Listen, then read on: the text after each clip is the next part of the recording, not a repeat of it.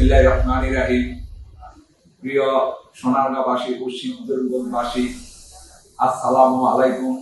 আমি মোহাম্মদ আবু মুজাহিদ মল্লিক, পিতা মৃত আব্দুর রশিদ মল্লিক, গ্রাম বশিগাঁও, পোস্ট অফিস মহজমপুর, থানা সোনারগাঁও, জেলা নারায়ণগঞ্জ। আমি 1982 সাল হইতে ছাত্র রাজনীতির সাথে আমি জড়িত। আমি 1982 সালে ঢাকা কমার্স কলেজে ছাত্রদলের প্রতিষ্ঠাতা সাধারণ সম্পাদক হিসাবে আমার ছাত্র রাজনীতি শুরু হয়। আমার প্রথম অবস্থায় জিয়াউর রহমানকে আমি খুব কাছ থেকে দেখেছি। তাকে দেখে উদ্বুদ্ধ হয়ে আমি ছাত্র দলের রাজনীতিতে সরাসরি জড়িত হই। পরবর্তীতে আমি ছাত্র দলের বিভিন্ন গুরুত্বপূর্ণ পদে অধিষ্ঠিত ছিলাম। আমি ঢাকা বিশ্ববিদ্যালয়ে হইতে এমকম পাশ করি। পরবর্তীতে আমি charter accountancy CA course complete করি। আমি 1991 সাল তৃণমূলের রাজনীতির সাথে সরাসরি জড়িত হই। পরবর্তীতে আমার ব্যবসা প্রতিষ্ঠান, আমি দুইটি শিল্প প্রতিষ্ঠানের শিল্প উদ্যোক্তা। বাদন ফ্যাশন লিমিটেডের আমি ম্যানেজিং ডিরেক্টর এবং ট্যাক্স ফ্যাব্রিক্সের প্রোপাইটার হিসাবে আমি দায়িত্ব পালন করতেছি। আমি একজন সফল ব্যবসায়ী। আমার সহধর্মিণী সুলতানা পারভিন, সেও ঢাকা বিশ্ববিদ্যালয় হইতে ইকোনমিক্সে মাস্টার্স করা, বর্তমানে বাংলাদেশ সিকিউরিটিজ অ্যান্ড এক্সচেঞ্জ কমিশনের যুগ্ম পরিচালক হিসেবে দায়িত্ব পালন করছেন। আমার দুই সন্তান, আমার মেয়ে বড় ও ব্রাক ইউনিভার্সিটিতে হইতে কম্পিউটার সায়েন্স অ্যান্ড ইঞ্জিনিয়ারিংয়ে পাশ করার পর বর্তমানে ক্যালিফোর্নিয়াতে অনলাইনে বাংলাদেশে বসে একটি জব করছে। আমার ছেলে মোহাম্মদ নাজমুস সাকিব বর্তমানে কানাডার ইয়র্ক ইউনিভার্সিটিতে অ্যাকাউন্টিংয়ে অধ্যয়নরত আছে। আমি একজন সফল ব্যবসায়ী এবং সফল উদ্যোক্তা। এই ব্যবসা বাণিজ্যে একটি হইতে যে আমার আয় হয় তার একটি বড় অংশ আমি আমার সমাজের নিপীড়িত, দরিদ্র, অসহায় মানুষের জন্য সামাজিক কাজ করে যাচ্ছি। আপনারা জানবেন, ইতিমধ্যে আমি কয়েকশো মেয়ের বিয়ের ব্যবস্থা করেছি এবং প্রতি বৎসর আমি কয়েকশো এতিম দরিদ্রকে অর্থ সাহায্য করে থাকি, তাদের খাবারের ব্যবস্থা করে থাকি। অসহায় যারা চিকিৎসা করতে পারে না, আমার কাছে যখন আসে আমি তাদের জন্য, তাদের সাহায্যে আমি হাত বাড়িয়ে দেই।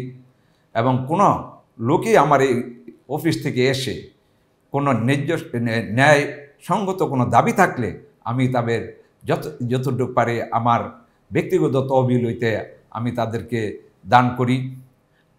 আমি কর্মসংস্থানের জন্য আমার দুটি শিল্প প্রতিষ্ঠানে প্রায় 1000 শ্রমিক আমার কাজ করছে।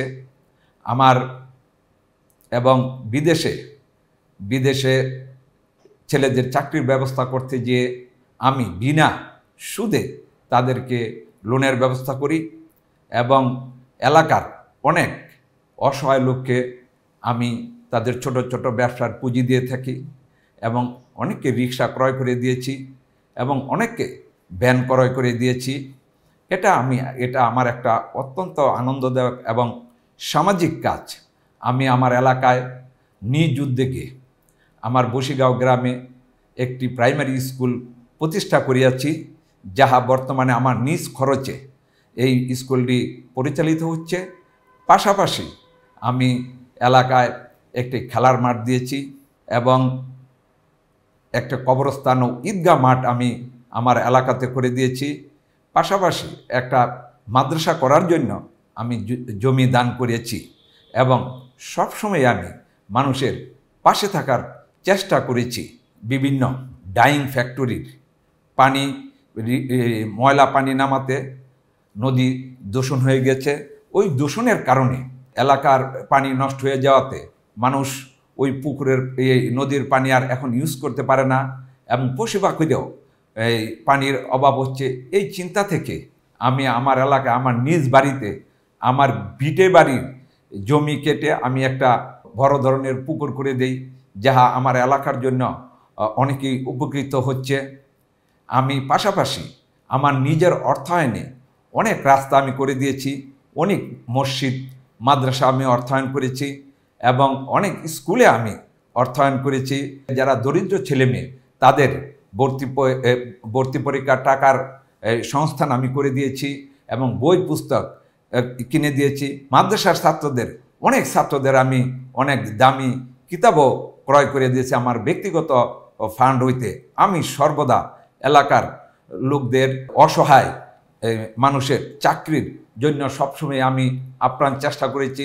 আমার দল যখন 2 বার ক্ষমতায় ছিল তখন আমি আমার এই সরকারি পৃষ্ঠপোষকতায় আমি অনেককে চাকরির ব্যবস্থা করেছি এবং অনেক রাস্তাঘাটেরও আমি ব্যবস্থা করেছি। বনায়ন কর্মসূচি হিসাবে আমি অনেক জায়গায় নিজের অর্থায়নে আমি গাছপালা রোপণ করে দিয়েছি। আমি সবসময় এই এলাকার সামাজিক উন্নয়নের কাজে থাকার চেষ্টা করেছি।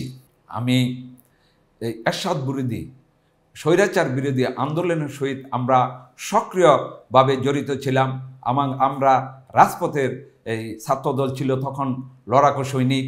আপনারা জানেন বাংলাদেশে তখন ছাত্রদলের প্রতিটি ইউনিভার্সিটি এবং কলেজে জয় জয়কার ছিল। আমরা সর্বশেষ এ আন্দোলন করতে যেয়ে আমাদের নেত্রী বেগম খালেদা জিয়া যে আপসীন নেতৃত্ব দিয়েছে, সেই নেতৃত্বের কারণে আমাদের ছাত্রদলের অনেক বড় শক্তি সঞ্চারিত হয়। এই শক্তির মাধ্যমে আমরা এরশাদের বিরুদ্ধে আন্দোলনে জড়িয়ে পড়ি। এরশাদকে হটানোর জন্য আমরা আন্দোলন শুরু করি। এক পর্যায়ে আসে 1990 সালে এই ছাত্রদের আন্দোলনে এই এরশাদ সরকারের পতন হয়। তার পরবর্তীতে আমার দল 2 বার ক্ষমতায় আসে এবং আমাদের প্রিয় নেত্রী দেশনেত্রী আপসীন নেত্রী 2-3 বারের প্রধানমন্ত্রী নির্বাচিত হন। পরবর্তীতে এই 16 বৎসরে আমরা আমাদের যে জেল জুলুম নির্যাতন, রাজপথে পুলিশের কাঁদানো গ্যাস নিক্ষেপ, পুলিশ যে আমাদের নেতাকর্মী আমাদেরকে পিটিয়েছে, আহত করেছে, হসপিটালে পাঠিয়েছে, প্রত্যেকটি আন্দোলনই আমি সক্রিয়ভাবে অংশগ্রহণ করেছি। পরবর্তীতে যখন 2024 সালের 5ই আগস্ট সরকার পতনের চূড়ান্ত রূপ নেয়, সেই আন্দোলনও আমি সক্রিয়ভাবে উত্তরা থেকে আন্দোলন করেছি এবং এলাকার ছেলে মেয়েদেরকেও আমি এই আন্দোলনে শরিক হওয়ার জন্য সবসময়ই মেসেজ দিয়েছি, টেলিফোনে ওদেরকে বারবার অনুরোধ করেছি। এই আমরা অগ্রভাগে থেকে আমরা নেতৃত্ব দিয়েছি এই বাংলাদেশ জাতীয়তাবাদী দলের একজন ছোট্ট কর্মী হিসাবে। বাংলাদেশ জাতীয়তাবাদী দলের ভারপ্রাপ্ত চেয়ারম্যান জনাব তারেক রহমান উনি যখন দেখলেন আমাদের দেশ বিগত স্বৈরাচারী সরকার যেভাবে দেশ পরিচালনা করে যাচ্ছে তখন উনি বুঝতে পারলেন যে এই দেশের যে যদি আমরা ক্ষমতায় আসি তাইলে এইভাবে ওদের যেই কর্মকাণ্ড করে গেছে দলের আওয়ামী লীগ সরকার যে কর্মকাণ্ড করে গেছে এবং তারা যে রাষ্ট্রের প্রতিটি কাঠামো, রাষ্ট্রের প্রতিটি সেবাদানকারী প্রতিষ্ঠান, জনগণের সেবাদানকারী প্রতিষ্ঠানগুলি তারা এবং অঙ্গ প্রতিষ্ঠানগুলি তারা নষ্ট করে ফেলছে।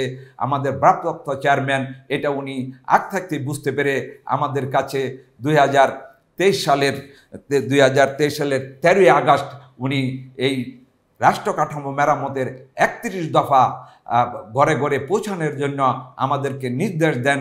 আমরা তখন থেকেই এই রাষ্ট্র কিভাবে চলবে সেই জন্য আমরা এটা ঘরে ঘরে অদ্যবধি পৌঁছে দিচ্ছি। এই 31 দফার মধ্যে নিহিত রয়েছে আগামী দিনে আমাদের বাংলাদেশ কিভাবে চলবে, বাংলাদেশ কিভাবে শক্তিশালী হবে। যেমন প্রথমেই আমার নেতা বলেছেন, প্রথমেই গণতন্ত্রকে পূর্ণ উদ্ধার করা, অর্থাৎ যার ভোট আমার ভোট আমি দিব, যাকে খুশি তাকে দিব।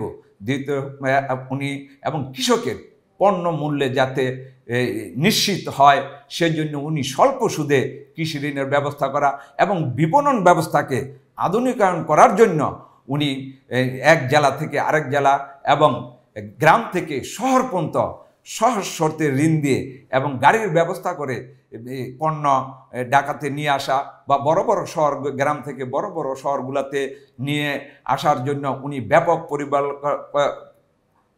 পরিকল্পনা গ্রহণ করেছেন, যাতে কৃষক তার ন্যায্য মূল্য পায়। এবং আজকে বাংলাদেশ হলো পৃথিবীর মধ্যে সবচেয়ে বড় একটা অংশ আজকে বেকার, এবং সবচেয়ে বেশি আনুপাতিক হারে তরুণ তরুণীদের বাংলাদেশে বসবাস। এই তরুণ তরুণীদের এই মেধাকে যদি আমরা কাজে লাগাইতে পারি, তাহলে বাংলাদেশ একটি আত্মনির্ভরশীল দেশ হয়ে দাঁড়াবে। সেই জন্য আমাদের ভারপ্রাপ্ত চেয়ারম্যান জনাব তারেক রহমান কর্মসংস্থানের জন্য কিছু 31 দফাতে কিছু নির্দেশনা আছে, যেমন যাদের ব্যাপকভাবে দেশে শিল্পায়ন প্রতিষ্ঠা করা, কৃষির উন্নয়ন করা এবং কৃষির ন্যায্য মূল্য নিশ্চিত করা, এবং যারা বিদেশে যাবে তাদের ট্রেনিংয়ের ব্যবস্থা করা, এবং এই গ্রাম অঞ্চলের শিক্ষিত যুবকদেরকে স্বল্প সুদে কৃষি ঋণের ব্যবস্থা করা, এবং গবাদি পশু লালন পালনের জন্য তাদেরকে পর্যাপ্ত সুবিধা করার জন্য উনি এই 31 দফাতে দিয়েছেন। এবং মানুষ যাতে সহজেই এই আইন আদালতে ন্যায় বিচার পায় এবং সামাজিক বিচার নিশ্চিত হয়, ওটাও উনি 31 দফাতে দিয়েছেন। এবং আমাদের শিক্ষা ব্যবস্থা যে কাঠামো ভেঙে পড়েছে, সেই শিক্ষা ব্যবস্থাকে এই সুন্দরভাবে সাজানোর জন্য, এবং যাতে তরুণ তরুণীরা যাতে অতি সহজেই তার শিক্ষা ব্যবস্থায় ফিরে যেতে পারে, যেই ভঙ্গুর অবস্থা থেকে আমরা যাতে সহজে ফিরে যায়, এই জন্য উনি ব্যাপক পরিকল্পনা গ্রহণ করেছেন। আমাদের ভারপ্রাপ্ত চেয়ারম্যান শুধু এইটুকুনে আরও অনেক কিছুই এর মধ্যে। এবং আমাদের আজকে দেখেন, আপনাদের আজকের স্বাস্থ্যের ব্যবস্থা পুরোপুরি ভেঙে পড়েছে। গ্রামের মানুষ, অসহায় মানুষ স্বাস্থ্য সেবা পাচ্ছে না।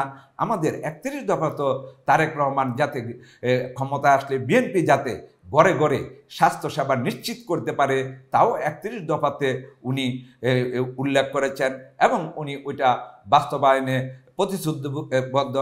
আপনারা জানেন, আজকে সারা বাংলাদেশের একটি বড় তরুণরা আজ মাদকাসক্ত।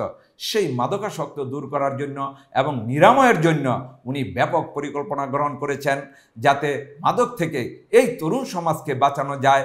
আজকে এই 31 দফা যদি আমরা বাস্তবায়ন করতে পারি, আমাদের সরকার যদি গঠিত হয়, ইনশাল্লাহ আমরা আগামী দিনে এই রাষ্ট্র কাঠামো মেরামতের 31 দফার মাধ্যমে বাংলাদেশ হবে একটি আত্মনির্ভরশীল জাতি, বাংলাদেশ হবে একটি সম্মানজনক দেশ, যা পৃথিবীর বুকে সম্মানের সহিত থাকবে। আপনারা জানেন, আমাদের আজকের যে অর্থনীতির মূল ভিত্তি আপনারা দেখেছেন, এই মূল ভিত্তি আজকে জারি করে দিয়ে গেছে আমাদের শহীদ প্রেসিডেন্ট জিয়াউর রহমান। আজকে যে বাংলাদেশে যে রিমিটেন্স প্রবাহ, যে বিদেশে শ্রমিকরা যে তার কষ্টার্জিত অর্থ বাংলাদেশে প্রেরণ করছে, এটা একমাত্র প্রথম বাংলাদেশ থেকে শ্রমিক রপ্তানি শুরু করে আমাদের মরহুম শ্রদ্ধেয় প্রেসিডেন্ট জিয়াউর রহমান, ওনার আমল থেকেই শুরু হয় বাংলাদেশের এই ম্যান পাওয়ার এক্সপোর্ট। পরবর্তীতে গার্মেন্টস সেক্টরে যে আজকে এত বড় উন্নতি, এইটাও আমাদের একমাত্র আমাদের ইয়ার মাধ্যমেই সম্ভব হয়েছে, বিএনপি সরকারের মাধ্যমে সম্ভব হয়েছে। আপনারা জানেন ভাই, 1990 সাল হইতে এদেশে গার্মেন্টস শিল্পের যাত্রা শুরু হয়।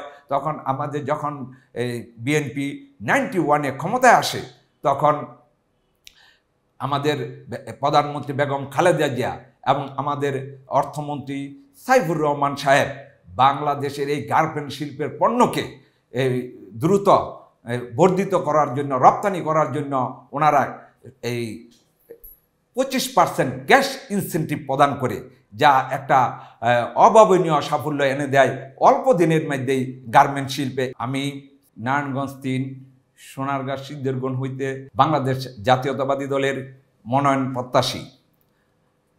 আমাকে যদি আল্লাহ মনোনয়ন দেয় এবং আমার দল যদি আমাকে মনোনয়ন দেয় এবং জনগণ যদি আমাকে সমর্থন করে, আমি যদি এমপি নির্বাচিত হতে পারি তাহলে আমার প্রথম কাজ হবে আজকে যে চাঁদাবাজি, দখলবাজি, টেন্ডারবাজি এগুলার বিরুদ্ধে আমার প্রথমেই কাজ হবে এগুলার বিরুদ্ধে। পরবর্তীতে এদেশের যে শিক্ষা ব্যবস্থা ভেঙে পড়েছে, স্কুলগুলাতে যে শিক্ষার পরিবেশ নাই, আপনারা জানেন যে একটি সরকার, বিগত সরকার কিভাবে শিক্ষা ব্যবস্থাকে ধ্বংস করেছে। আপনাদেরকে একটু যদি আমি তুলে ধরি তাহলে আপনারা বুঝতে পারবেন এদেশের শিক্ষা ব্যবস্থা কোথায় চলে গেছে।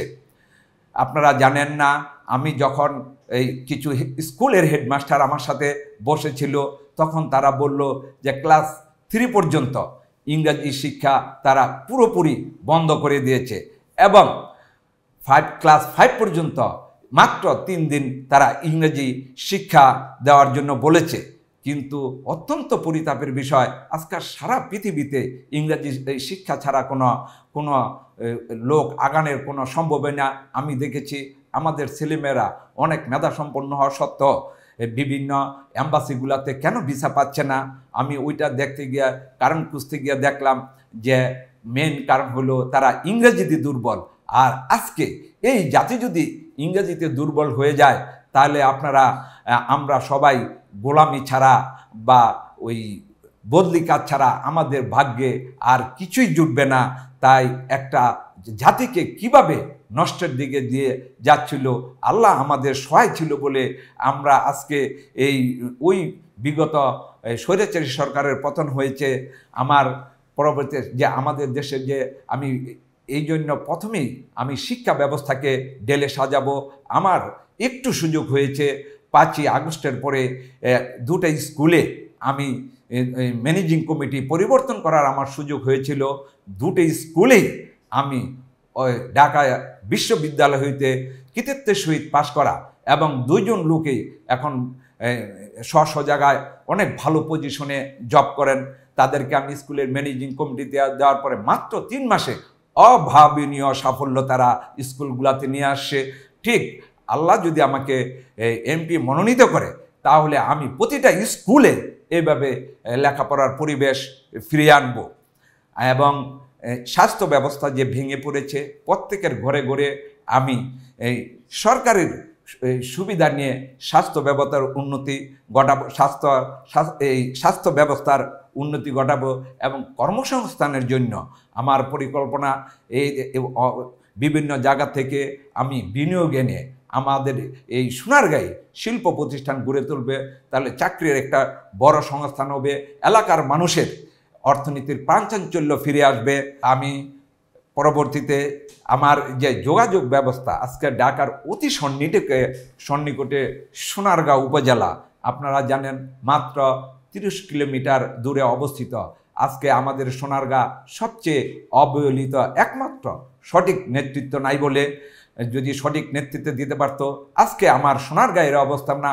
আপনারা দেখেন, আমি একটা গবেষণা করে দেখেছি এবং বিভিন্ন জরিপ করে দেখেছি, আমাদের সোনারগাঁয়ে বিভিন্ন বিশ্ববিদ্যালয়ে ছাত্রছাত্রীর সংখ্যা একেবারেই নগণ্য এবং প্রথম শ্রেণীর কর্মকর্তা সোনারগাঁয়ে একেবারেই কম, যেটা 2500-এর চেয়েও অনেক কমে আমরা পিছিয়ে আছি। তাই আমরা এই শিক্ষা ব্যবস্থার যদি উন্নয়ন ঘটাতে পারে এই অবস্থা দূরীভূত হবে। আজকাল ঢাকার এত কাছে থেকে তো আমাদের এই রাস্তাঘাটের বেহাল অবস্থা এবং আমরা আমাদের থেকে গাজীপুর অনেক দূরে, ডাবল দূরে আমাদের থেকে। আজকাল গাজীপুর উপশহর হয়ে গেছে, সুন্দর সিমসাম শহর হয়ে গেছে। আজ আমাদের সোনারগাঁ 50 বছর আগে যেই সোনারগাঁ, আজকে আমাদের সেই সোনারগাঁই আমরা বসবাস করিতেছি।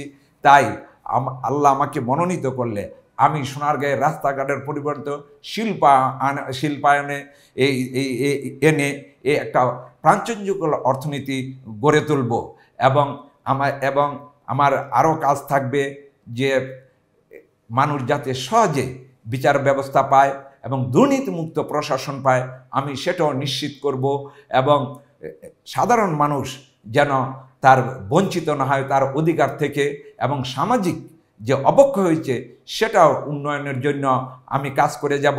আমার একটাই লক্ষ্য যে সোনারগাঁকে কীভাবে একটি সুন্দর ছোট্ট শহর হিসাবে আমরা গড়ে তুলতে পারি। আমাদের একটা প্রবাদ আছে যে এই সোনারগাঁ হবে যেমন আগে ছিল ইশাখার রাজধানী, সেই যেন রাজধানীর মতো আমি গড়ে তুলতে পারি, আমি সেই চেষ্টা করে যাব।